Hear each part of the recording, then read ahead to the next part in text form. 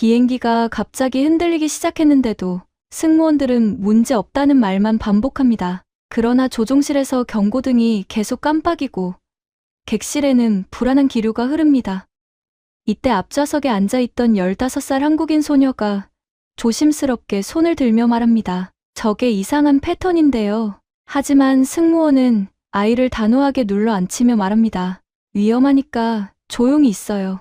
이런 건 어른이 판단합니다. 그대로 무시당한 소녀. 그런데 다음 순간 기체가 더 크게 기울고 조종 장치는 먹통이 되며 모두가 당황합니다. 그런데 조금 전 그 소녀가 본 경고등의 의미를 아무도 모르고 있었습니다. 과연 이대로 비행기는 위험에 빠지는 걸까요? 하지만 잠시 후 모두의 시선을 바꾸는 단 한마디가 등장합니다. 오늘의 사연은 지안님의 이야기입니다.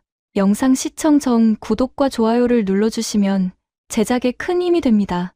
15살 소녀 지안은 작은 백팩 하나를 메고 미국 국내선 여객기에 혼자 올라탔습니다. 어깨까지 내려오는 단정한 검은 머리에 조용한 눈빛. 그 누구도 특별히 주목하지 않는 평범한 학생의 모습이었습니다. 하지만 지안의 백팩 안에는 남들과는 조금 다른 물건이 들어 있었습니다. 바로 항공 관련 메모로 빼곡히 채워진 낡은 노트였죠. 지안의 아버지는 오랫동안 항공정비사로 일해온 분이었습니다. 어린 시절부터 지안은 아버지의 작업실에서 계기판 사진을 보고 경고등의 의미를 듣고 비행 시스템의 기본 원리를 자연스럽게 접하며 자랐습니다. 다른 아이들이 인형을 가지고 놀 때 지안은 아버지가 가져온 낡은 항공 매뉴얼을 펼쳐보곤 했습니다. 숫자와 패턴, 그리고 경고의 의미를 읽어내는 일이 지안에게는 퍼즐을 맞추는 것처럼 재미있는 놀이였습니다. 승무원이 다가왔습니다. 30대 중반으로 보이는 금발의 여성 승무원은 단정한 번헤어 스타일에 항공사 유니폼을 말끔하게 차려입고 있었습니다. 그녀는 지안을 내려다보며 친절하지만 약간은 경직된 목소리로 물었습니다. 혼자 여행하는 거니? 부모님은 어디 계시니? 네, 혼자예요. 부모님은 한국에 계세요. 지안의 대답은 차분했습니다. 승무원은 고개를 끄덕이며 말했습니다. 그래, 알겠어. 그럼 자리에 조용히 앉아 있어야 해. 혹시 필요한 게 있으면 말하고. 괜찮지? 네, 괜찮아요. 승무원의 말투에는 어린 승객을 대하는 일상적인 배려가 담겨 있었지만 동시에 아이는 어른의 지시를 따라야 한다는 암묵적인 권위도 함께 묻어났습니다. 지안은 아무렇지 않다는 듯 고개를 끄덕였지만 그 순간 손에 들린 작은 노트가 살짝 보였습니다. 승무원은 그것을 힐끗 보았지만 특별히 신경 쓰지 않았습니다. 그저 공부 열심히 하는 학생이겠거니 생각했을 뿐이었죠. 비행기는 천천히 활주로를 향해 움직이기 시작했습니다.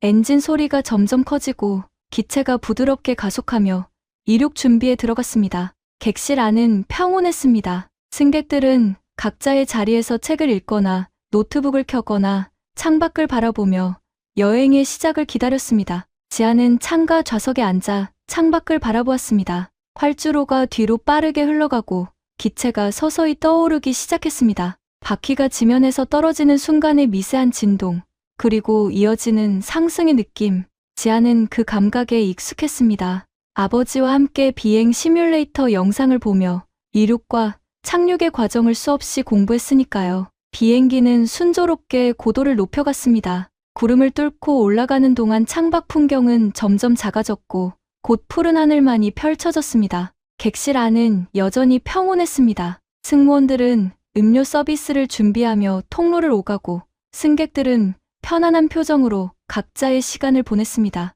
하지만 지안의 눈에는 다른 것이 보이기 시작했습니다. 조종실 쪽 벽면에 설치된 작은 경고등이 미세하게 깜빡이고 있었습니다. 일반 승객이라면 전혀 눈치채지 못할 정도로 작고 희미한 빛이었지만 지안은 그 깜빡임의 주기를 본능적으로 세기 시작했습니다. 하나, 둘, 셋, 5번째 깜빡임 후 잠깐 멈췄다가 다시 반복되는 패턴. 지안은 백팩에서 노트를 꺼내 작은 글씨로 메모하기 시작했습니다. 경고등 주기 약 3초 간격, 5회 반복 후 2초 정지. 그 순간 기체에서 아주 미세한 진동이 느껴졌습니다. 너무 작아서 대부분의 승객들은 느끼지 못했지만 지안은 그 진동이 일반적인 난기류와는 다르다는 것을 직감했습니다. 날개의 각도가 미세하게 변하는 듯한 느낌, 그리고 엔진 소리의 미묘한 변화, 지안의 심장이 조금 빨리 뛰기 시작했습니다.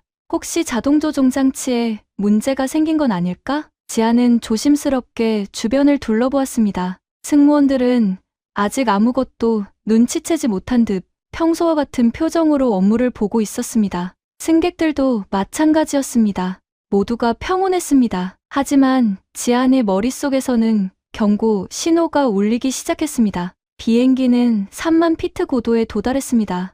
이제 수평 비행에 들어갈 시간이었습니다. 하지만 그 순간 경고등의 깜빡임 주기가 미묘하게 변했습니다. 지안은 노트에 재빨리 추가 메모를 했습니다. 주기 변화 3초에서 2.5초로 단축, 패턴 불규칙. 지안은 입술을 꽉 다물었습니다. 이것은 분명 정상이 아니었습니다. 하지만 누구에게 말해야 할까요?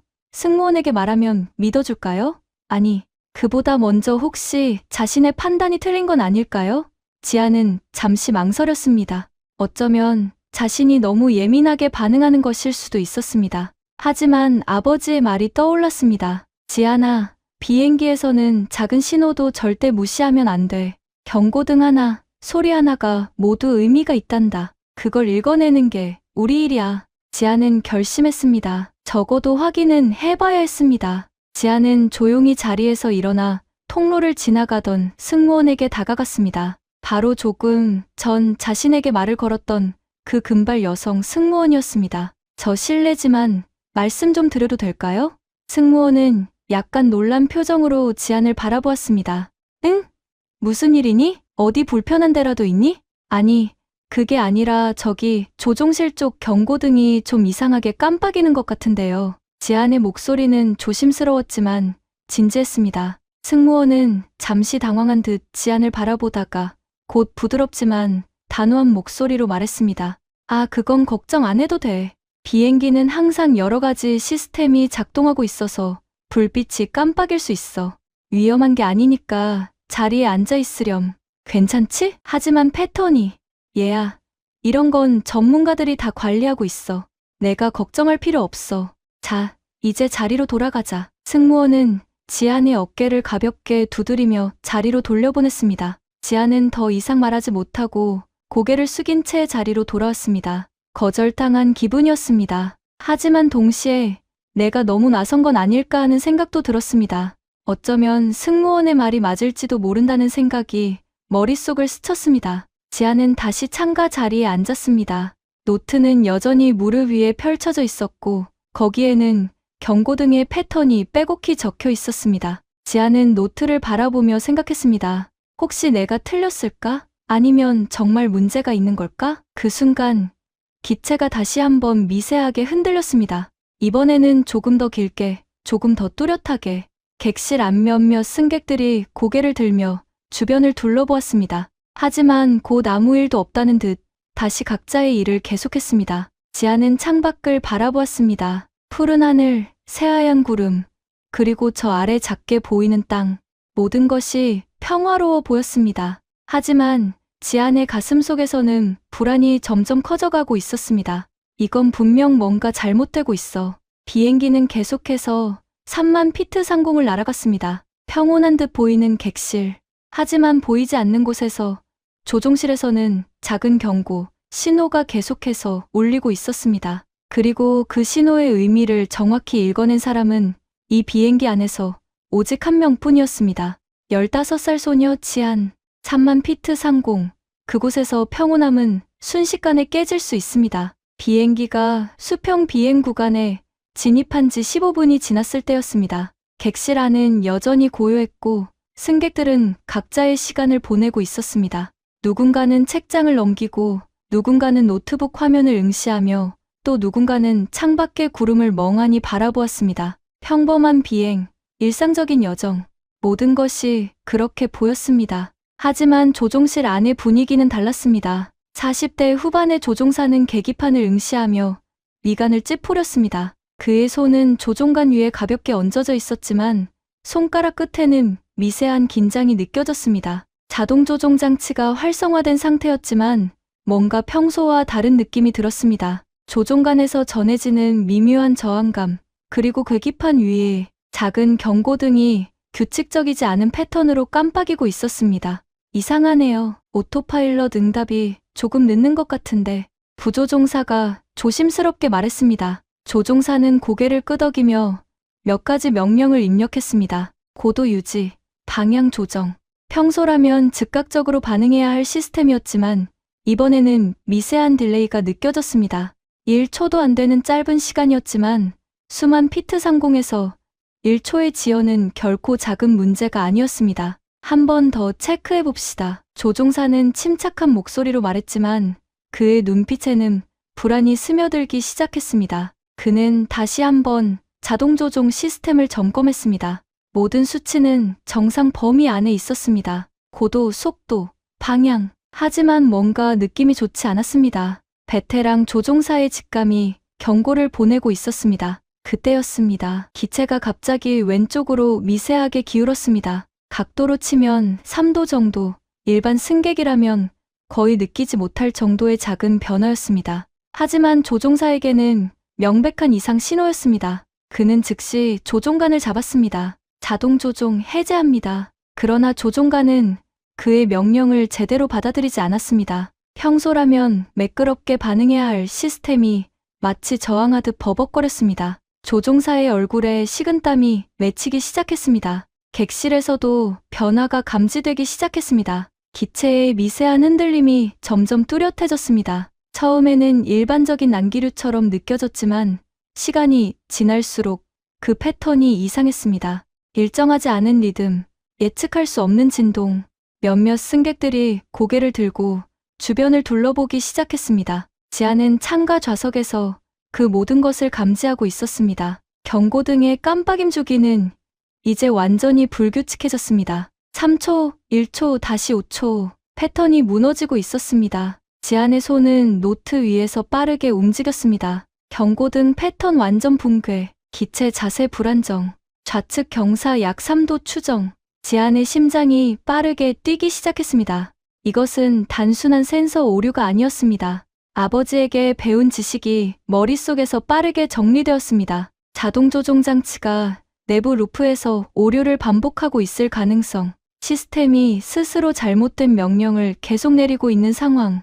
이대로 방치하면 기체는 점점 더 불안정해질 것이었습니다. 승무원들의 표정도 변하기 시작했습니다. 금발의 여성 승무원은 조종실과 통신을 시도했지만 인터폰에서 잡음이 섞여 나왔습니다. 통신 시스템마저 간헐적으로 먹통이 되고 있었습니다. 그녀의 얼굴에 당황스러움이 스쳤습니다. 조종실과 연결이 안 되네요. 잠시만요. 다른 승무원이 급히 조종실 문 쪽으로 향했습니다. 객실 안의 분위기가 미묘하게 변하기 시작했습니다. 처음에는 아무도 신경 쓰지 않았던 작은 흔들림이 이제는 명백한 불안으로 바뀌고 있었습니다. 승객들의 눈빛에 의구심이 떠올랐습니다. 지안은 다시 한번 자리에서 일어났습니다.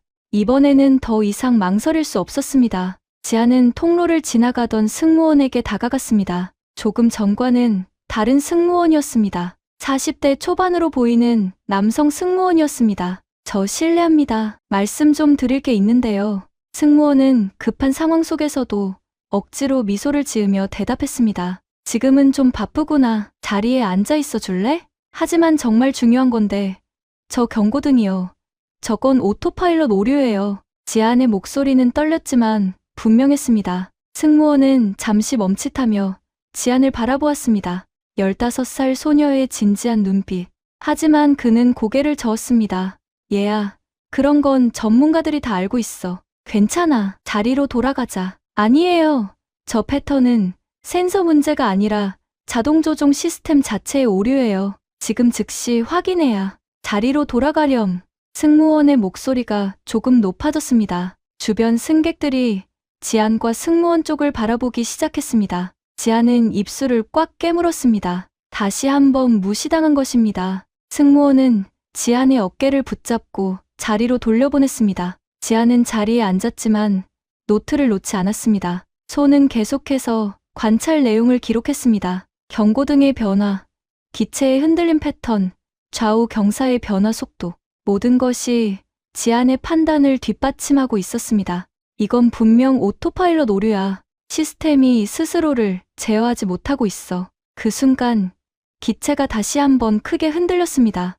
이번에는 누구도 무시할 수 없을 정도로 명백한 진동이었습니다. 객실 안에서 작은 비명이 터져 나왔고 승객들은 불안한 표정으로 서로를 바라보았습니다. 기내 방송 시스템에서 잡음이 섞인 목소리가 흘러나왔습니다. 승객 여러분, 잠시 난기류가 있습니다. 좌석 벨트를 착용해 주시기 바랍니다. 하지만 지안은 알고 있었습니다. 이것은 난기류가 아니었습니다. 자동 조종 장치가 잘못된 명령을 반복하며 기체를 불안정하게 만들고 있는 것이었습니다. 그리고 조종사들은 아직 정확한 원인을 파악하지 못하고 있었습니다. 객실 뒤편에서 한 남성 승객이 일어났습니다. 50대 초반으로 보이는 백인 남성이었습니다. 그는 셔츠에 재킷을 입고 안경을 쓴 지적인 인상의 사람이었습니다. 그가 승무원에게 다가가며 말했습니다. 저는 항공학 교수입니다. 무슨 문제인지 제가 도와드릴 수 있을 것 같은데요. 승무원들의 눈빛이 희망으로 빛났습니다. 전문가, 바로 지금 필요한 사람이었습니다. 금발의 여성 승무원이 급히 그에게 다가갔습니다. 교수님, 정말 감사합니다. 조종실과 통신이 간헐적으로 끊기고 있고 기체가 계속 흔들리고 있어요. 교수는 자신감 있는 표정으로 고개를 끄덕였습니다. 그는 객실을 둘러보며 경고등을 관찰했습니다. 그리고 단정적으로 말했습니다.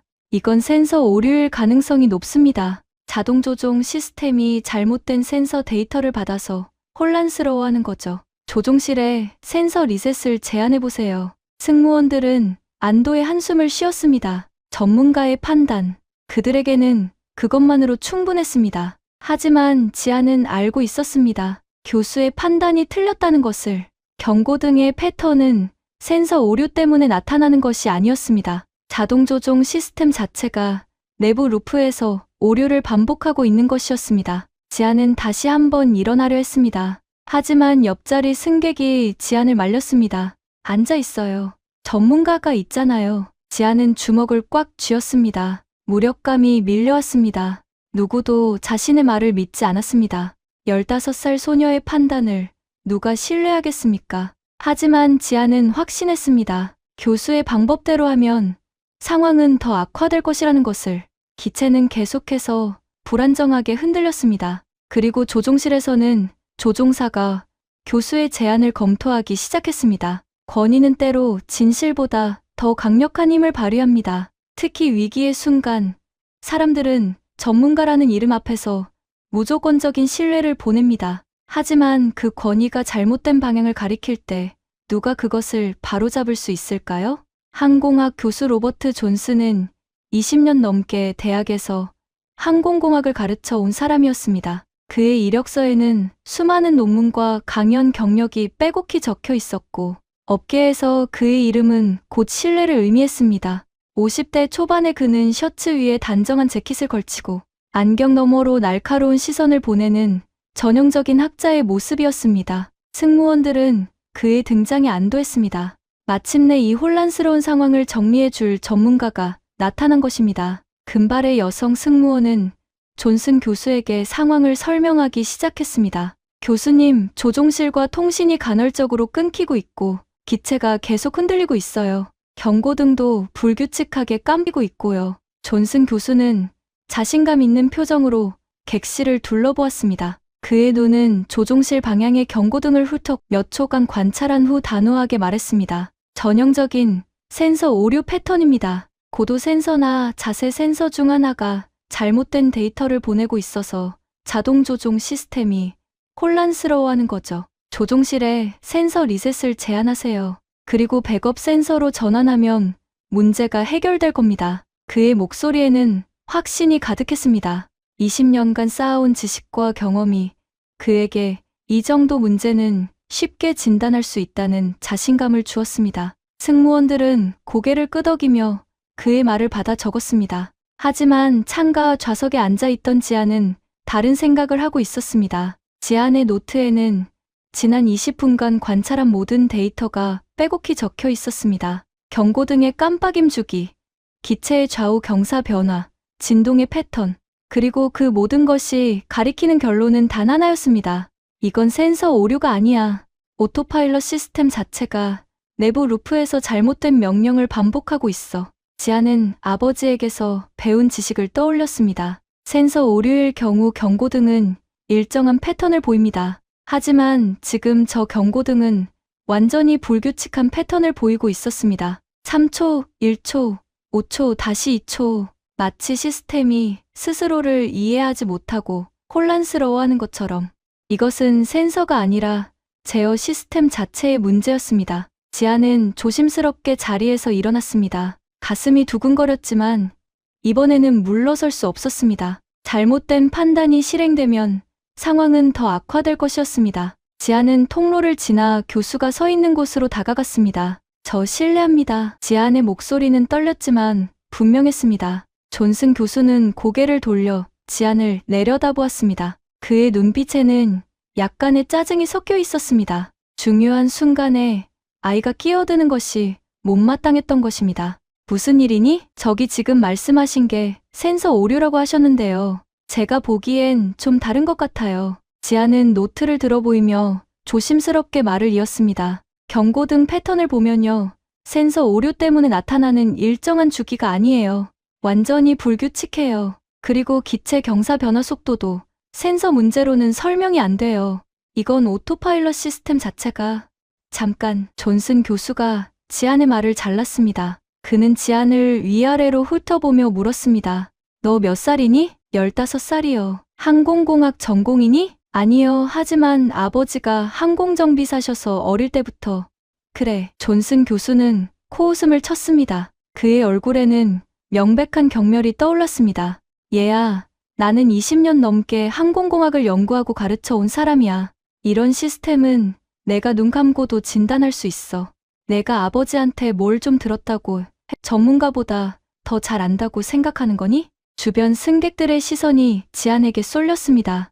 몇몇은 동정 어린 눈빛을, 몇몇은 저 아이가 왜 저러나 하는 표정을 지었습니다. 지안의 얼굴이 붉어졌습니다. 하지만 지안은 물러서지 않았습니다. 하지만 교수님, 패턴이 정말 다르다니까요. 센서 오류면 이런 식으로 안 나와요. 제가 계산해봤는데, 계산. 존슨 교수는 비웃듯 말했습니다. 15살짜리가 무슨 계산을 했다는 거니? 얘야, 이건 내가 이해할 수 있는 수준이 아니야. 어른들이 처리할 테니까 자리에 가서 조용히 앉아 있어. 알겠니? 승무원들도 지안을 바라보며 난처한 표정을 지었습니다. 그들에게 선택은 명백했습니다. 20년 경력의 항공학 교수와 15살 소녀. 누구의 말을 믿어야 할까요? 금발의 여성 승무원이 지안의 어깨에 손을 얹으며 부드럽게 말했습니다. 지안, 내 마음은 고마운데 지금은 전문가가 있잖니? 자리로 돌아가자. 지안은 입술을 꽉 깨물었습니다. 억울함과 무력감이 동시에 밀려왔습니다. 왜 아무도 자신의 말을 들어주지 않는 걸까요? 학위가 없다는 이유로, 나이가 어리다는 이유로 자신의 판단은 무시당해도 되는 걸까요? 하지만 지안이 가장 두려워한 것은 자신이 무시당하는 것이 아니었습니다. 잘못된 조치가 실행되어 모두가 위험에 빠지는 것이었습니다. 지안은 마지막으로 한 번 더 시도했습니다. 교수님, 제발 한 번만 제 계산을 봐주세요. 정말 센서가 아니라 오토파일럿 자체에. 됐어. 존슨 교수의 목소리가 높아졌습니다. 객실 안이 순간 조용해졌습니다.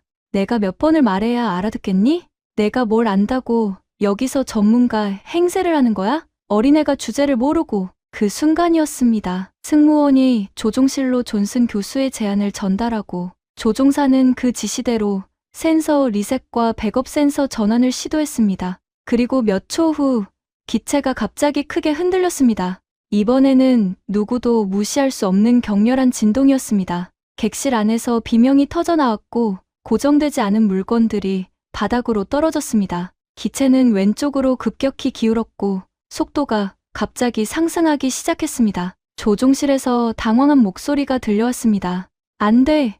상황이 더 악화되고 있어. 승무원들의 얼굴이 창백해졌습니다. 존슨 교수는 당황한 표정으로 계기판을 다시 바라보았습니다. 그의 얼굴에서 자신감이 사라지고 불안이 자리 잡았습니다. 그 순간 지안이 중얼거렸습니다. 그러니까 센서가 아니라고 했잖아요. 지안의 목소리는 떨렸지만 그 안에는 확신이 담겨 있었습니다. 주변 승객 몇몇이 지안을 바라보기 시작했습니다. 아까 그 아이가 뭐라고 했었지?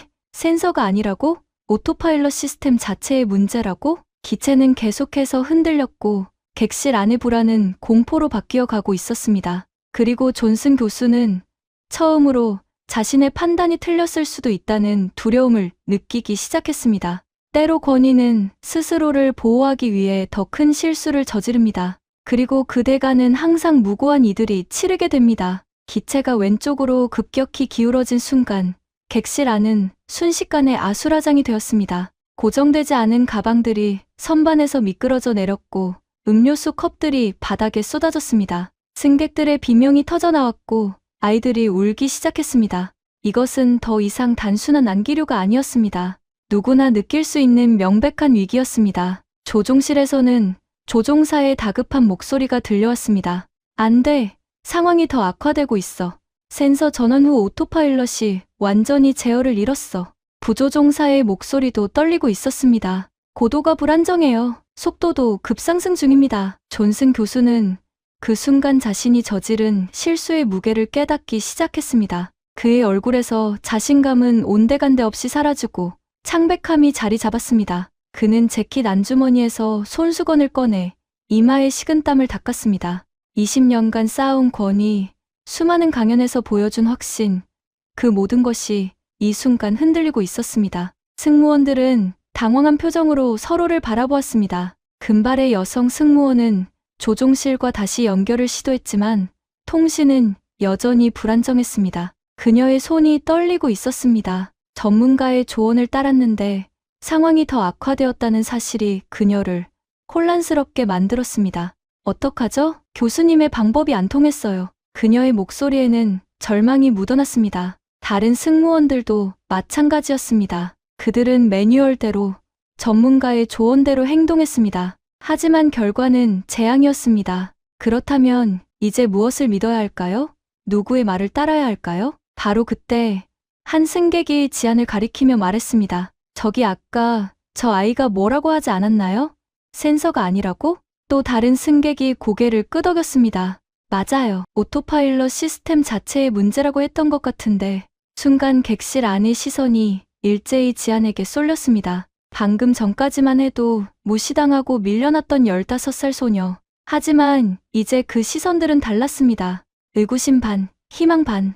혹시 저 아이가 맞았던 건 아닐까? 혹시 저 아이가 우리를 구할 수 있는 건 아닐까? 지안은 여전히 창가 좌석에 앉아 노트를 펼쳐놓고 있었습니다. 지안의 손은 계속해서 움직였습니다. 경고등의 변화, 기체의 경사각 변동, 속도의 상승 패턴, 모든 것이 지안의 예측대로 흘러가고 있었습니다. 센서를 리셋하면 오히려 오토파일럿 시스템이 더 혼란스러워질 것이라는 지안의 경고. 그것은 정확히 맞아떨어졌습니다. 지안은 깊은 숨을 들이쉬었습니다. 가슴속에서는 여전히 두려움이 꿈틀거렸습니다. 내가 나서도 될까? 내가 틀렸다면? 모두를 더 위험하게 만드는 건 아닐까? 하지만 동시에 다른 목소리도 들려왔습니다. 아버지의 목소리였습니다. 지안아, 내가 옳다고 확신하는 게 있으면 두려워하지 마. 책임감과 용기, 그 둘은 항상 함께 가는 거야. 지안은 노트를 꽉 쥐고 자리에서 일어났습니다. 이번에는 아무도 지안을 막지 않았습니다. 승무원들도 승객들도 모두가 지안을 바라보고 있었습니다. 지안은 통로를 지나 앞쪽으로 걸어갔습니다. 존슨 교수가 당황한 표정으로 서 있는 곳으로. 교수님, 지안의 목소리는 더 이상 떨리지 않았습니다. 조용했지만 확고했습니다. 제 말 들어주실래요? 이제라도요. 존슨 교수는 지안을 바라보았습니다. 그의 눈빛에는 더 이상 경멸이 없었습니다. 대신 당황과 혼란, 그리고 어쩌면 약간의 두려움이 자리 잡고 있었습니다. 그는 입을 열었지만 쉽게 말이 나오지 않았습니다. 나는 분명히 센서 오류라고 판단했는데 센서는 정상이에요. 지안이 말했습니다. 문제는 오토파일럿 시스템이 내부 루프에서 잘못된 명령을 반복하고 있다는 거예요. 센서를 리셋하면 시스템은 기준점을 잃고 더 혼란스러워져요. 그래서 지금 이렇게 된 거고요. 지안은 노트를 펼쳐 보였습니다. 거기에는 지난 30분간 기록된 모든 데이터가 빼곡히 적혀 있었습니다. 경고등의 깜빡임 주기, 기체 경사의 변화 속도, 고도와 속도의 변동 패턴, 그리고 그것들이 가리키는 결론. 금발의 여성 승무원이 조심스럽게 다가와 노트를 들여다보았습니다. 그녀는 항공 전문가가 아니었지만 지안의 기록이 체계적이고 정확하다는 것은 느낄 수 있었습니다. 이것은 아이의 낙서가 아니었습니다. 정확한 관찰과 논리적 분석이었습니다. 그럼 어떻게 해야 하죠? 승무원이 물었습니다. 그녀의 목소리에는 이제 진심 어린 간절함이 담겨 있었습니다. 지안은 잠시 생각했습니다. 아버지에게서 배운 지식, 수없이 본 매뉴얼과 시뮬레이션 영상들, 그 모든 것이 머릿속에서 빠르게 정리되었습니다.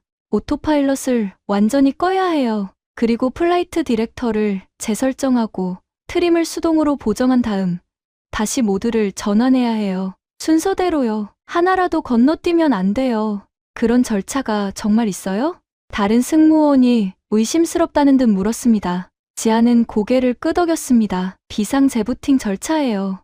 매뉴얼에 나와 있지만 거의 사용하지 않아서 모르는 사람들이 많아요. 하지만 지금 같은 상황에서는 이 방법밖에 없어요. 그 순간 존슨 교수가 입을 열었습니다. 잠깐 그건 이론적으로는 가능하지만 그는 말을 이었습니다. 그의 목소리는 더 이상 권위적이지 않았습니다.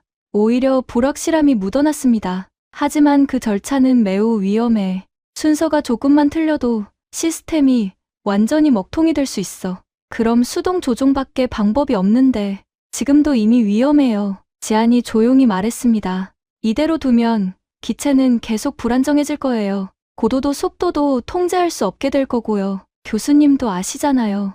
오토파일럿이 제어를 잃으면 어떻게 되는지. 존슨 교수는 아무 말도 하지 못했습니다. 지안의 말이 맞았습니다. 현재 상황은 이미 한계에 도달하고 있었습니다. 선택지는 두 가지였습니다. 지안의 방법을 시도하거나 아니면 이대로 추락을 기다리거나. 승무원들은 서로를 바라보았습니다. 그리고 금발의 여성 승무원이 결단을 내렸습니다. 조종실에 전달하겠어요. 지금 당장. 그녀는 인터폰을 들고 조종실과 연결을 시도했습니다. 잡음이 섞인 통신 속에서 그녀는 지안의 제안을 조종사에게 전달했습니다. 조종실에서는 잠시 침묵이 흘렀습니다. 그리고 조종사의 목소리가 들려왔습니다. 15살 아이가? 정말로? 네, 하지만 그 아이의 분석이 정확했어요. 교수님의 방법은 실패했고요. 다시 침묵. 조종사는 결정을 내려야 했습니다. 아이의 말을 믿고 비정상적인 절차를 시도할 것인가? 아니면 다른 방법을 찾을 것인가? 하지만 기체는 계속해서 흔들리고 있었고 시간은 없었습니다. 좋아요. 그 절차를 정확히 알려주세요. 지금 당장. 승무원은 지안을 바라보았습니다. 지안은 노트를 펼쳐들고 또박또박 설명하기 시작했습니다. 오토파일럿을 끄는 방법, 플라이트 디렉터를 재설정하는 순서, 트림 보정의 방향과 정도, 그리고 모드를 다시 전환하는 타이밍, 모든 것을 정확히 빠짐없이. 조종사는 지안의 지시를 받아 적었습니다. 그리고 깊은 숨을 들이쉰 후 절차를 시작했습니다. 객실 안은 숨이 멎은 듯 조용해졌습니다.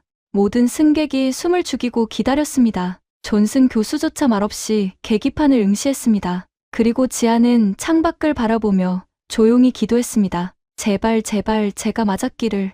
진실은 때로 가장 예상치 못한 곳에서 가장 작은 목소리를 통해 드러납니다. 그리고 그 순간 세상은 자신이 얼마나 많은 것을 놓치고 있었는지 깨닫게 됩니다. 조종실에서 조종사의 손이 움직이기 시작했습니다. 지안이 제시한 순서대로 하나하나 정확하게.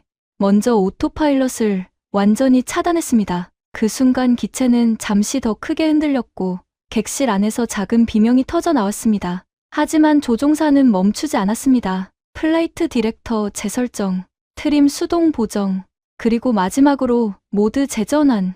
10초가 지났습니다. 20초, 30초. 객실 안은 숨이 멎은 듯 고요했습니다. 모든 승객이 자신의 좌석에 꽁꽁 얼어붙은 채 기다렸습니다. 지안은 창가 좌석에서 두 손을 꽉 쥐고 있었습니다. 손바닥에 땀이 배어들었고 심장은 귓가에서 쿵쿵거렸습니다. 제발 제가 맞았기를. 그리고 그 순간이 왔습니다. 기체의 흔들림이 서서히 잦아들기 시작했습니다. 왼쪽으로 기울어져 있던 날개가 천천히, 하지만 확실하게 수평을 되찾아갔습니다. 엔진 소리도 안정적인 리듬을 되찾았습니다. 경고등의 불규칙한 깜빡임도 멈추고 이제 정상적인 상태를 나타내는 초록빛이 들어왔습니다. 조종실에서 조종사의 목소리가 들려왔습니다. 그의 목소리에는 믿을 수 없다는 듯한 놀라움이 가득했습니다. 믿을 수가 없어. 기체가 안정되고 있어요. 오토파일럿이 정상 작동합니다. 고도, 속도, 방향 모두 정상. 객실 안이 순간 정적에 휩싸였습니다. 그리고 이어진 것은 안도의 한숨이었습니다. 곳곳에서 승객들이 가슴을 쓸어내렸고 누군가는 울먹이기 시작했습니다. 방금까지만 해도 추락의 공포에 떨었던 사람들이 이제 살아있음을 실감하고 있었습니다. 금발의 여성 승무원은 인터폰을 놓고 지안을 바라보았습니다. 그녀의 눈에는 눈물이 맺혀 있었습니다. 그녀는 천천히 지안에게 다가와 무릎을 꿇고 지안과 눈높이를 맞췄습니다. 고마워요, 지안. 정말로 정말로 고마워요. 그녀의 목소리는 떨렸습니다. 이것은 형식적인 감사가 아니었습니다. 진심이었습니다. 만약 지안이 없었다면, 만약 지안이 포기했다면 지금 이 비행기는 어떻게 되었을까요? 그 생각만으로도 소름이 돋았습니다. 다른 승무원들도 하나둘 지안에게 다가왔습니다. 그들의 얼굴에는 감사와 미안함이 뒤섞여 있었습니다. 처음에 지안을 무시했던 것, 아이라는 이유로 지안의 말을 귀담아 듣지 않았던 것, 그 모든 것이 부끄러웠습니다. 하지만 가장 극적인 변화를 보인 사람은 따로 있었습니다. 바로 존슨 교수였습니다. 그는 여전히 같은 자리에 서 있었지만 그의 모습은 완전히 달라져 있었습니다. 20년간 쌓아온 권위, 전문가로서의 자신감, 그 모든 것이 무너져 내린 얼굴이었습니다. 그는 지안을 바라보았습니다. 15살 소녀, 학위도 없고 경력도 없고 단지 아버지에게 배운 지식과 타고난 관찰력만을 가진 아이. 그런 아이가 자신보다 정확했습니다. 아니, 정확했다는 표현으로는 부족했습니다. 지안은 이 비행기에 탄 모든 사람의 생명을 구했습니다. 존슨 교수는 천천히 지안에게 다가갔습니다. 그의 걸음은 무겁고 느렸습니다. 마침내 지안 앞에 선 그는 한참 동안 말을 잇지 못했습니다. 그저 지안을 바라볼 뿐이었습니다. 그리고 마침내 입을 열었을 때 그의 목소리는 갈라져 있었습니다. 미안하다, 지안. 정말로 정말로 미안해. 그것은 형식적인 사과가 아니었습니다. 한 인간이 자신의 오만함과 편견을 인정하는 순간이었습니다. 존슨 교수는 계속 말을 이었습니다.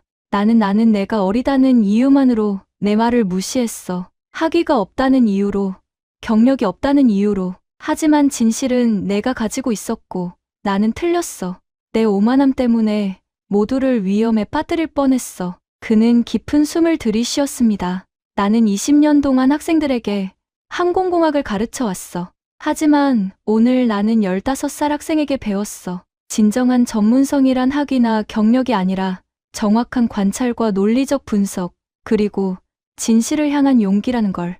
객실 안의 승객들이 하나둘 지안을 바라보기 시작했습니다. 처음에는 호기심 어린 시선이었지만 곧 그것은 존경으로 바뀌었습니다. 저 작고 조용한 소녀가 자신들의 생명을 구했다는 사실, 전문가라는 권위 앞에서도 굴하지 않고 진실을 말한 용기, 그것이 얼마나 대단한 일인지 모두가 깨닫기 시작했습니다. 한 승객이 박수를 치기 시작했습니다. 그리고 그 박수는 곧 객실 전체로 퍼져나갔습니다. 천천히, 하지만 확실하게 모든 승객이 지안을 향해 박수를 보냈습니다. 어떤 이는 환호했고 어떤 이는 눈물을 흘렸습니다. 지안은 그 모든 시선과 박수 속에서 조용히 서 있었습니다. 얼굴은 붉어졌지만 눈빛은 담담했습니다. 지안에게 중요했던 것은 인정이나 칭찬이 아니었습니다. 단지 모두가 안전하다는 것, 그것만으로 충분했습니다. 조종실 문이 열렸습니다. 40대 후반의 조종사가 나타났습니다. 그는 객실을 둘러보다가 지안을 발견했습니다. 그리고 천천히 지안에게 다가왔습니다. 그의 얼굴에는 경외감이 가득했습니다. 내가 지안이구나. 조종사는 지안의 손을 잡았습니다. 그의 손은 따뜻했고 악수는 단단했습니다. 나는 30년 동안 비행기를 조종해왔어. 하지만 저런 절차는 처음 사용해봤어.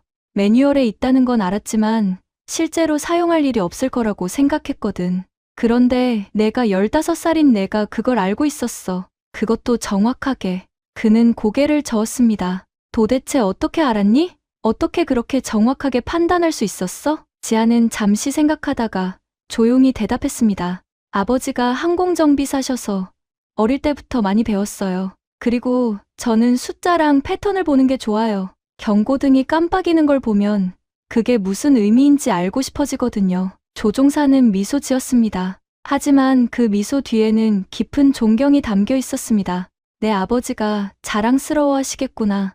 아니, 우리 모두가 내게 감사해야 해. 그는 마이크를 들고 기내 방송을 시작했습니다. 승객 여러분, 기장입니다. 방금 전 위급 상황은 모두 해결되었습니다. 그리고 이 자리를 빌려 한 분께 특별히 감사를 전하고 싶습니다. 이 비행기에 탑승한 15살 한국인 소녀 지안 양입니다. 지안 양의 정확한 분석과 용기 덕분에 우리 모두가 안전합니다. 지안 양께 다시 한번 뜨거운 박수 부탁드립니다. 객실은 다시 한번 박수 소리로 가득 찼습니다. 이번에는 더 크고 더 진심 어린 박수였습니다. 지안은 고개를 숙였습니다. 부끄러움 반, 안도감 반. 하지만 무엇보다도 마음속 깊은 곳에서 우러나오는 평온함이 있었습니다. 다행이야. 모두 무사해서 정말 다행이야. 존슨 교수는 여전히 지안 옆에 서 있었습니다. 그는 한참 동안 말없이 지안을 바라보다가 마침내 조용히 말했습니다. 지안, 나는 오늘 큰 교훈을 얻었어. 진실은 나이나 학위에 있는 게 아니라 정직한 관찰과 용기 있는 목소리에 있다는 걸. 고맙다. 그리고 다시 한번 미안하다. 지안은 고개를 들어 교수를 바라보았습니다. 그리고 조용히 말했습니다. 괜찮아요, 교수님. 중요한 건 지금 모두가 안전하다는 거예요. 그 순간 객실 안의 모든 사람이 깨달았습니다. 진정한 전문성이란 무엇인지, 진정한 용기란 무엇인지, 그리고 가장 작은 목소리가 때로는 가장 큰 진실을 담고 있다는 것을. 비행기는 이제 안정적으로 목적지를 향해 날아가고 있었습니다. 푸른 하늘, 하얀 구름, 그리고 평온함. 하지만 이 비행기에 탄 모든 사람은 알고 있었습니다. 오늘 이 여정은 결코 평범하지 않았다는 것을. 그리고 그들은 영원히 기억할 것입니다.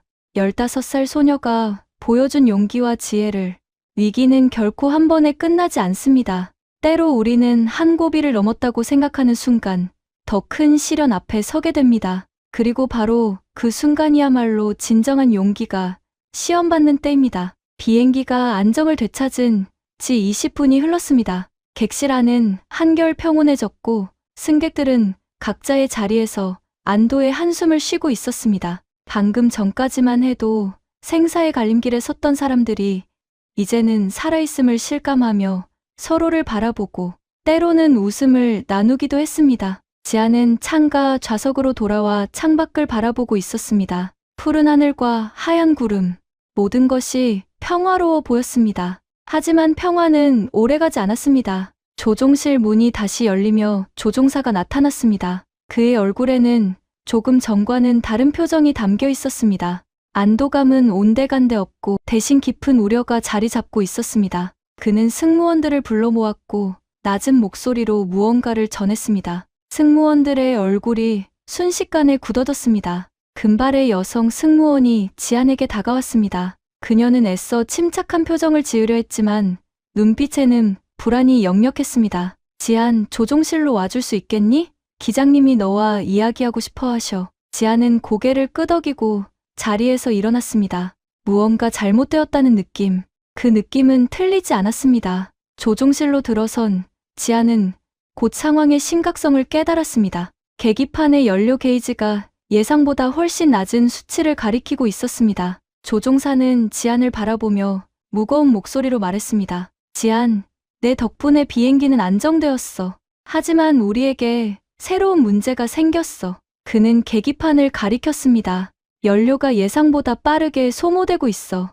아까 오토파일럿이 오작동하는 동안 엔진이 불규칙하게 작동하면서 평소보다 훨씬 많은 연료를 사용했거든. 지금 남은 연료로는 목적지 공항까지 가기가 빠듯해. 부조종사가 덧붙였습니다. 더 큰 문제는 지금 목적지 공항에 기상 악화가 예보되어 있다는 거예요. 활주로 가시거리가 최저 기준 이하로 떨어질 가능성이 높습니다. 그렇게 되면 착륙이 불가능해요. 지안은 숨을 깊이 들이쉬었습니다. 상황이 다시 악화되고 있었습니다. 조종사는 계속 설명했습니다.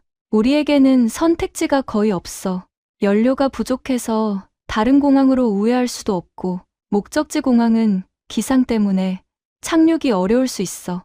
만약 첫 번째 착륙 시도가 실패하면 재시도할 연료가 없어. 그 말의 의미는 명확했습니다. 단 한 번의 기회, 실패는 곧 재앙을 의미했습니다. 지안은 계기판을 바라보았습니다. 연료 게이지, 고도계, 속도계, 모든 수치가 머릿속에서 빠르게 계산되었습니다. 지금 고도와 속도로 접근하면 어떻게 되나요? 지안이 물었습니다. 조종사는 잠시 머뭇거리다가 솔직하게 대답했습니다. 정상적인 상황이라면 괜찮아. 하지만 기상이 악화되면 가시거리가 짧아지면서 활주로를 정확히 포착하기 어려워. 그리고 지금 우리 속도와 고도는 표준 접근 절차보다 약간 높아. 연료를 아끼기 위해서지. 하지만 이 상태로 착륙하려면 더 긴 활주로가 필요한데 목적지 공항은 그렇게 여유롭지 않거든. 지안은 노트를 펼쳤습니다. 손은 다시 빠르게 움직이기 시작했습니다. 현재 고도, 속도, 거리, 연료 소모율, 모든 변수를 계산하고 최적의 접근 경로를 찾아내려 했습니다. 하지만 문제는 단순하지 않았습니다. 너무 많은 제약 조건이 있었고 완벽한 해답은 보이지 않았습니다. 객실로 돌아온 지안의 얼굴을 본 승무원들은 상황이 좋지 않다는 것을 직감했습니다. 금발의 여성 승무원이 조심스럽게 물었습니다. 어떻게 된 거니, 지안? 지안은 잠시 망설였습니다. 승객들에게 이 사실을 알려야 할까요? 공포를 퍼뜨리는 것은 아닐까요? 하지만 진실을 숨기는 것도 옳지 않았습니다. 지안은 조용히 대답했습니다. 연료가 부족해요. 그리고 목적지 공항 날씨가 안 좋아질 것 같대요. 착륙이 쉽지 않을 것 같아요. 승무원들의 얼굴이 창백해졌습니다. 방금 전 위기를 극복했다고 생각했는데 또다시 절체절명의 순간이 다가오고 있었습니다. 그들은 어떻게 해야 할지 몰라 서로를 바라보았습니다. 바로 그때 존슨 교수가 다가왔습니다. 그는 조금 전 지안과 조종실의 대화를 우연히 들었던 것 같았습니다. 그의 얼굴에는 더 이상 오만함이 없었습니다. 대신 진지함과 걱정이 가득했습니다. 지안, 내가 도울 수 있는 게 있을까? 그의 목소리는 겸손했습니다. 지안은 교수를 바라보았습니다. 조금 전까지만 해도 자신을 무시했던 사람. 하지만 지금 그의 눈빛에는 진심이 담겨 있었습니다. 지안은 고개를 끄덕였습니다. 고도와 속도를 조정해야 해요. 하지만 연료를 최소한으로 쓰면서요. 계산이 복잡해서 같이 해보자. 존슨 교수가 말했습니다. 그는 지안 옆에 앉아 노트를 함께 들여다보았습니다. 20년의 이론, 지식과 15살의 직관적 통찰이 만났습니다. 둘은 말없이 계산에 집중했습니다. 공기역학, 연료 소모율, 기상 조건, 활주로 길이, 모든 변수를 고려하며 최적의 해답을 찾아갔습니다. 10분이 지났습니다. 20분, 그리고 마침내 지안이 입을 열었습니다. 여기요. 이 고도와 속도로 접근하면 연료를 아낄 수 있어요. 하지만 지안의 목소리가 흔들렸습니다. 하지만 이건 표준 절차가 아니에요. 위험할 수 있어요. 타이밍이 조금만 틀려도. 존슨 교수가 계산을 다시 확인했습니다. 그리고 천천히 고개를 끄덕였습니다. 내 계산이 맞아. 이론적으로는 가능해. 하지만 말했듯이 위험해. 조종사가 완벽하게 타이밍을 맞춰야 해. 지안은 주먹을 꽉 쥐었습니다. 또다시 선택의 순간이었습니다. 안전한 방법은 없었습니다. 표준 절차대로 하면 연료가 부족할 것이고 지안의 방법을 따르면 위험하지만 가능성이 있었습니다. 하지만 만약 틀린다면? 만약 자신의 계산이 다시 모두를 위험에 빠뜨린다면? 승무원이 조종실로 전화를 걸었습니다. 그리고 지안과 교수의 계산을 전달했습니다. 조종실에서는 잠시 침묵이 흘렀습니다. 조종사는 고민했습니다. 15살 소녀의 계산을 다시 한번 믿어야 할까요?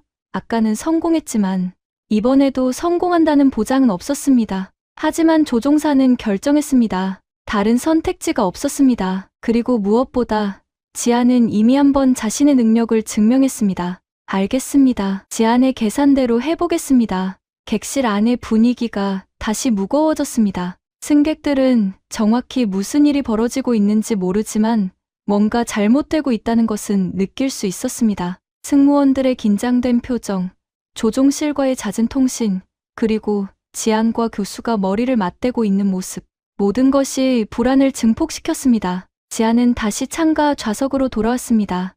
노트는 여전히 손에 쥐어져 있었고 거기에는 빼곡한 계산이 적혀 있었습니다. 지안은 창밖을 바라보았습니다. 저 아래 어딘가에 활주로가 있었습니다. 그리고 그곳에 안전하게 도착하는 것이 지금 가장 중요한 일이었습니다. 제발 제 계산이 맞기를, 모두를 다시 위험에 빠뜨리지 않기를.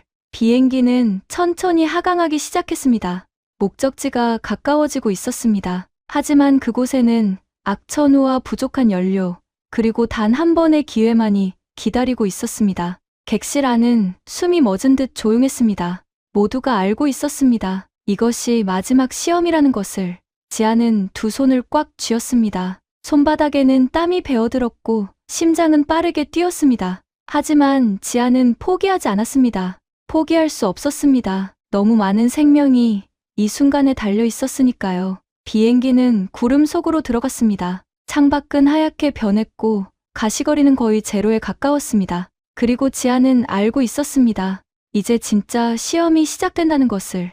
역사는 종종 가장 어린 목소리가 가장 용감한 진실을 말하는 순간을 기록합니다. 그리고 그 순간 세대와 권위의 벽을 넘어선 협력이야말로 진정한 변화를 만들어냅니다. 비행기는 이제 목적지 공항에서 15km 떨어진 지점까지 접근했습니다. 창밖은 짙은 회색 구름으로 뒤덮여 있었고 가시거리는 600m 이하로 떨어진 상태였습니다. 조종실의 계기판은 끊임없이 경고음을 내보냈고 연료 게이지는 위험 수준을 가리키고 있었습니다. 단 한 번의 기회, 실패는 선택지에 없었습니다. 지안은 창가 좌석에 앉아 노트를 무릎 위에 펼쳐놓고 있었습니다. 손가락은 계속해서 숫자를 따라 움직였고 입술은 조용히 계산을 되뇌고 있었습니다. 현재 고도 1500m, 속도 시속 280km, 활주로까지의 거리, 하강 속도, 바람의 방향과 세기, 모든 변수가 머릿속에서 하나의 그림으로 그려졌습니다. 그리고 바로 그 순간 지안은 깨달았습니다. 뭔가 잘못되고 있다는 것을. 현재 접근 속도가 너무 빠릅니다. 이 속도로 활주로에 진입하면 제동거리가 부족할 것입니다. 하지만 속도를 줄이자니 연료 소모가 늘어날 위험이 있습니다. 그리고 고도 또한 문제였습니다. 표준 접근 경로보다 약간 높은 상태. 정상적인 상황이라면 문제가 없지만 악천후 속에서 이 고도는 활주로를 정확히 포착하기 어렵게 만들 것입니다. 지안의 가슴이 조여왔습니다. 이대로 가면 안 됩니다. 뭔가 조정이 필요합니다. 하지만 무엇을? 어떻게? 지안의 손은 빠르게 움직이며 새로운 계산을 시작했습니다. 속도 감속 구간, 고도 조정 타이밍, 플랫박도 변경 시점, 모든 것을 다시 계산했습니다. 그리고 답이 나왔습니다. 지안은 자리에서 벌떡 일어났습니다. 주변 승객들이 놀란 표정으로 지안을 바라보았습니다. 하지만 지안은 망설이지 않았습니다. 통로를 달려 조종실 문을 두드렸습니다. 승무원이 문을 열었고 지안은 숨을 헐떡이며 안으로 들어갔습니다. 기장님, 지금 고도와 속도로는 안전하지 않아요. 지안의 목소리는 떨렸지만 절박했습니다. 조종사는 놀란 표정으로 지안을 바라보았습니다. 무슨 소리니? 지안? 우리는 내 계산대로 하고 있어. 네, 하지만 제가 한 가지를 놓쳤어요.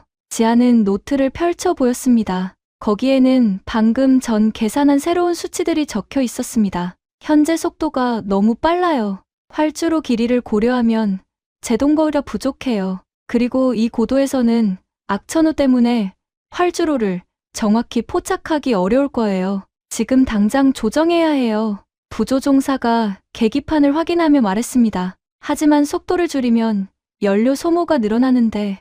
아니에요. 지안이 급하게 말을 이었습니다. 속도를 줄이는 동시에 고도를 낮추면 연료는 거의 같은 양만 쓰면서 안전하게 접근할 수 있어요. 하지만 타이밍이 정확해야 해요. 지금, 바로 지금 조정해야 해요. 조종사는 순간 망설였습니다. 이미 접근 절차에 들어간 상태에서 갑자기 속도와 고도를 조정하는 것은 위험할 수 있습니다. 하지만 지안의 눈빛을 보았을 때 그는 확신했습니다. 이 아이는 장난치는 게 아닙니다. 생명이 걸린 절박한 순간입니다. 정확한 수치를 말해봐, 지안. 지금 당장. 지안은 노트를 보며 또박또박 말했습니다. 속도를 시속 250km로 줄이세요. 동시에 고도를 1200m로 낮추세요. 그리고 플랩을 25도에서 30도로 조정하세요. 지금부터 4분 안에 이 모든 걸 완료해야 해요. 조종사는 깊은 숨을 들이쉬었습니다. 그리고 결정했습니다. 알겠어. 내 말대로 해볼게. 그의 손이 조종관 위에서 움직이기 시작했습니다. 속도 감속, 고도 하강, 플랩 각도 조정. 모든 동작이 정확하고 신중하게 이루어졌습니다. 기체는 천천히 하지만 확실하게 새로운 자세를 잡아갔습니다. 객실에서는 미세한 변화가 감지되었습니다. 엔진 소리의 변화, 약간의 하강감. 승객들은 불안한 표정으로 서로를 바라보았습니다. 무슨 일이 벌어지고 있는 걸까요? 또다시 문제가 생긴 건 아닐까요? 존슨 교수는 자리에서 일어나 조종실로 향했습니다. 그는 문 앞에서 안을 들여다보았고 지안이 조종사 옆에서 노트를 펼쳐 보이며 무언가를 설명하는 모습을 보았습니다. 교수는 그 장면을 보며 깊은 감동을 느꼈습니다. 저 작은 소녀가 이 거대한 비행기와 수백 명의 생명을 책임지고 있었습니다. 나이도 학위도 경력도 없이 오직 정확한 관찰과 논리적 사고, 그리고 무엇보다 용기만으로 이분이 지안을 지나쳤습니다. 3분, 4분. 좋아. 목표 속도와 고도에 도달했어. 조종사가 말했습니다. 그의 목소리에는 긴장과 희망이 동시에 담겨 있었습니다. 지안은 계기판을 확인했습니다. 모든 수치가 완벽했습니다. 이제 활주로가 보일 때까지 이 상태를 유지하세요. 가시거리가 짧으니까 계기에만 의존하시면 안 돼요.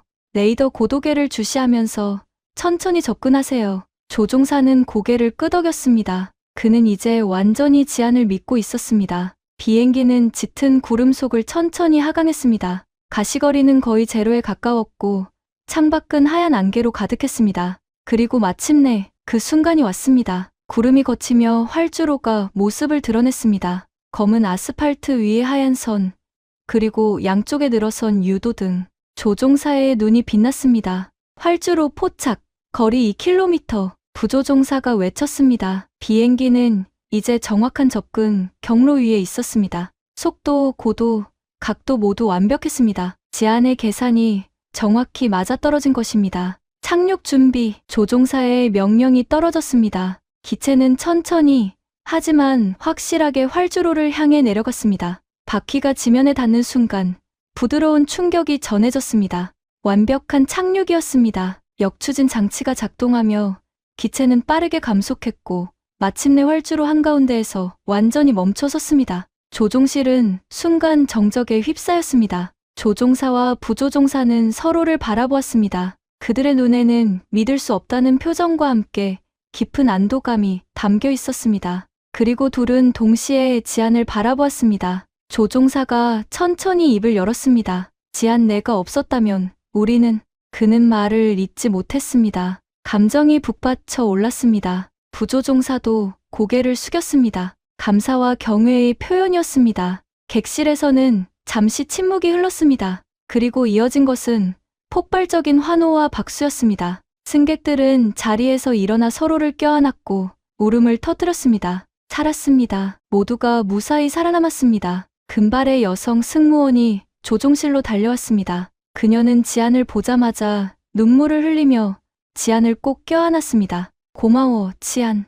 정말로 정말로 고마워. 그녀의 목소리는 떨렸습니다. 이것은 단순한 감사가 아니었습니다. 생명을 구해준 것에 대한 깊은 감사였습니다. 존슨 교수도 조종실로 들어왔습니다. 그는 지안 앞에 서서 한참 동안 말없이 바라보았습니다. 그리고 천천히 무릎을 꿇고 지안과 눈높이를 맞췄습니다. 지안, 나는 오늘 평생 잊지 못할 교훈을 배웠어. 진정한 지혜는 나이나 학위에서 오는 게 아니야. 진실을 보는 눈과 그것을 말할 용기에서 온다는 걸. 그리고 무엇보다 겸손함이야말로 진정한 전문성의 시작이라는 걸. 고맙다, 지안. 내가 나를, 우리 모두를 구했어. 지안은 고개를 숙였습니다. 얼굴은 붉어졌지만 눈빛은 평온했습니다. 괜찮아요. 모두가 무사해서 그것만으로 충분해요. 그 순간 모두가 깨달았습니다. 진정한 영웅은 화려한 찬사를 바라지 않는다는 것을, 그저 옳은 일을 했을 뿐이라고 말하는 겸손함이야말로 가장 위대한 덕목이라는 것을. 역사는 때때로 가장 평범한 순간에 가장 비범한 진실을 기록합니다. 그리고 그 진실은 우리가 얼마나 많은 편견의 벽 뒤에 숨어 있었는지, 얼마나 많은 가능성을 간과하고 있었는지 일깨워줍니다. 비행기의 바퀴가 활주로에 완전히 멈춰 선 순간, 객실 안은 마치 시간이 정지한 듯 고요했습니다. 엔진 소리가 점차 낮아지고 역추진 장치의 굉음이 사라지고 오직 승객들의 거친 숨소리만이 공간을 채웠습니다. 그것은 생존의 안도가 만들어낸 침묵이었고, 동시에 방금 경험한 사건의 무게를 온전히 깨닫는 순간의 정적이었습니다. 지아는 조종실 구석에 조용히 서 있었습니다. 손에 쥔 노트는 땀으로 축축했고 다리는 떨리고 있었습니다. 하지만 얼굴에는 고요한 평온함이 깃들어 있었습니다. 모두가 살았습니다. 그것만으로 충분했습니다. 조종사는 천천히 자리에서 일어났습니다. 그는 30년 경력의 베테랑이었지만 오늘 같은 경험은 처음이었습니다. 15살 소녀의 분석과 지시를 따라 비행기를 착륙시킨 것. 그것은 매뉴얼 어디에도 나오지 않는 일이었고 어떤 시뮬레이션에서도 연습해 본 적 없는 상황이었습니다. 그는 지안에게 다가가 손을 내밀었습니다. 지안, 나는 오늘 평생 잊지 못할 거야. 내가 없었다면 우리는 여기 서 있지 못했을 거야. 그의 목소리는 떨렸습니다. 이것은 단순한 감사가 아니었습니다. 한 전문가가 자신의 한계를 인정하고 새로운 가능성 앞에서 겸손해지는 순간이었습니다. 부조종사도 다가왔습니다. 그는 말없이 지안의 어깨에 손을 얹었습니다. 그의 눈에는 눈물이 맺혀 있었습니다. 감동과 안도, 그리고 약간의 수치심. 왜 그들은 처음부터 이 아이의 말을 듣지 않았을까요? 왜 나이와 학위라는 겉모습만 보고 진실을 외면했을까요? 객실 문이 열렸습니다. 승무원들이 하나둘 조종실로 모여들었습니다. 금발의 여성 승무원은 여전히 눈물을 훔치고 있었고 다른 승무원들도 감정을 추스르지 못하고 있었습니다. 그들은 지안을 중심으로 원을 그리며 섰습니다. 아무도 말하지 않았지만 모두가 같은 생각을 하고 있었습니다. 우리는 얼마나 많은 것을 놓치고 살아왔을까. 존슨 교수가 조종실 문 앞에 섰습니다. 그의 얼굴에는 더 이상 권위나 오만함이 없었습니다. 대신 깊은 성찰과 진심 어린 반성이 자리 잡고 있었습니다. 그는 지안을 바라보며 천천히 입을 열었습니다. 지안, 나는 오늘 20년간 쌓아온 모든 지식보다 더 중요한 것을 배웠어. 진정한 지혜는 책이나 학위에서 오는 게 아니야. 현실을 정확히 관찰하고 논리적으로 사고하고 그리고 무엇보다 자신의 판단을 믿고 말할 용기에서 온다는 걸. 그는 잠시 멈췄다가 계속 말을 이었습니다. 나는 내가 어리다는 이유만으로 너를 무시했어. 그건 편견이었고 오만이었어. 그리고 그 오만함은 모두를 위험에 빠뜨릴 뻔했지. 미안해, 지안. 그리고 고마워. 내가 나에게, 우리 모두에게 가르쳐준 것에 대해. 지안은 조용히 고개를 끄덕였습니다. 원망은 없었습니다. 오직 이해만이 있었습니다. 사람들은 익숙한 것, 권위 있어 보이는 것을 믿습니다. 그것은 인간의 본성입니다. 하지만 진실은 때때로 가장 예상치 못한 곳에서 가장 작은 목소리를 통해 드러납니다. 괜찮아요, 교수님. 지안이 조용히 말했습니다. 중요한 건 지금 모두가 무사하다는 거예요. 그리고 우리가 서로에게서 배웠다는 거예요. 그 순간 객실에서 박수 소리가 들려오기 시작했습니다. 천천히, 하지만 점점 커지는 박수. 승객들이 하나둘 자리에서 일어나 조종실 방향으로 박수를 보내고 있었습니다. 그들은 정확히 무슨 일이 있었는지 모두 알지는 못했습니다. 하지만 알고 있었습니다. 저 작은 소녀가 자신들을 구했다는 것을. 그리고 그것이 얼마나 놀라운 일인지. 기장이 마이크를 들었습니다. 그의 목소리가 기내 방송을 통해 객실 전체에 울려 퍼졌습니다. 승객 여러분, 기장입니다. 우리는 방금 매우 특별한 여정을 함께 했습니다. 오늘 우리가 무사히 착륙할 수 있었던 것은 한 분의 놀라운 용기와 지혜 덕분입니다. 그는 잠시 숨을 고르고 계속했습니다. 15살 한국인 소녀, 지안 양입니다. 지안 양은 전문가들도 놓친 문제를 정확히 진단했고 위기의 순간마다 옳은 길을 제시해 주었습니다. 나이도 학위도 경력도 없었지만 그녀에게는 가장 중요한 것이 있었습니다. 진실을 보는 눈과 그것을 말할 용기. 객실 안이 다시 한번 박수 소리로 가득 찼습니다. 이번에는 더 크고 더 뜨거운 박수였습니다. 몇몇 승객들은 일어서서 환호했고 어떤 이들은 눈물을 흘렸습니다. 지안은 조종실에서 나와 객실로 걸어갔습니다. 모든 시선이 지안에게 쏠렸습니다. 하지만 지안은 그저 조용히 자신의 좌석으로 돌아갔습니다. 창가에 앉아 백팩을 챙기고 노트를 정리했습니다. 마치 아무 일도 없었던 것처럼.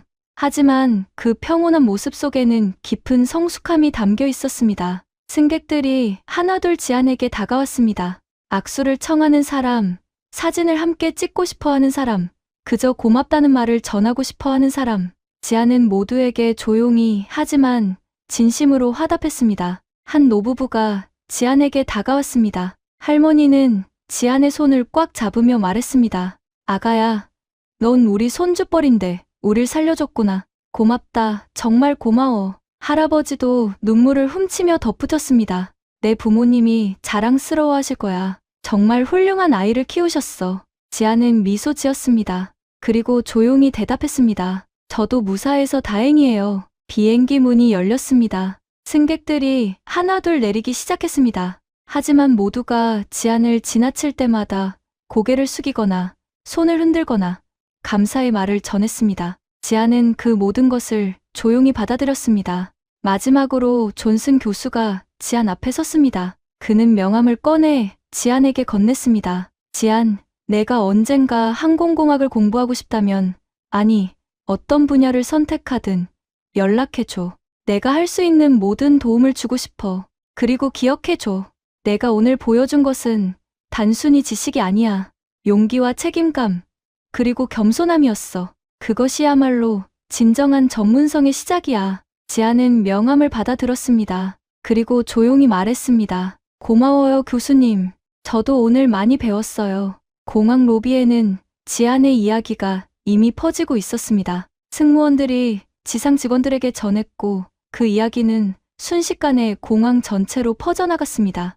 15살 한국인 소녀가 비행기를 구했다는 이야기. 처음에는 믿기 어려워했지만 승객들의 증언이 이어지자 모두가 놀라움을 금치 못했습니다. 지안은 조용히 공항을 빠져나왔습니다. 백팩을 메고 노트를 가슴에 안고 창밖으로 보이는 하늘은 이제 맑게 개어 있었습니다. 지안은 그 하늘을 바라보며 생각했습니다. 아빠, 제가 해냈어요. 아빠가 가르쳐 주신 것들로 모두를 지켰어요. 그리고 지안은 알고 있었습니다.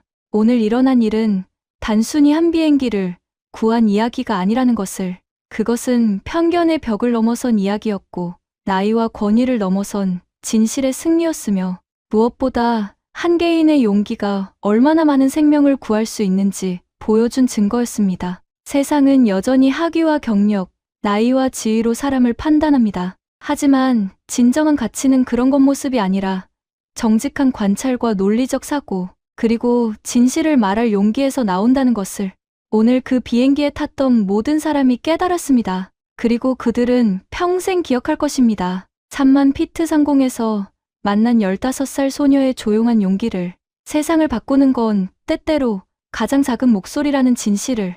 지안은 공항 밖으로 걸어 나갔습니다. 평범한 학생의 모습으로. 하지만 그 작은 어깨 위에는 수백 명의 생명을 구한 영웅의 무게가 조용히 얹혀 있었습니다. 그리고 세상은 조금씩 하지만 확실하게 변하고 있었습니다. 지금까지 사람의 무한한 가능성을 믿는 인생길이었습니다. 오늘 영상이 즐거우셨다면 댓글로 여러분이 어디에서 듣고 계신지 남겨주세요. 청취자 한 분 한 분의 이야기에도 귀를 기울이고 싶습니다. 감사합니다.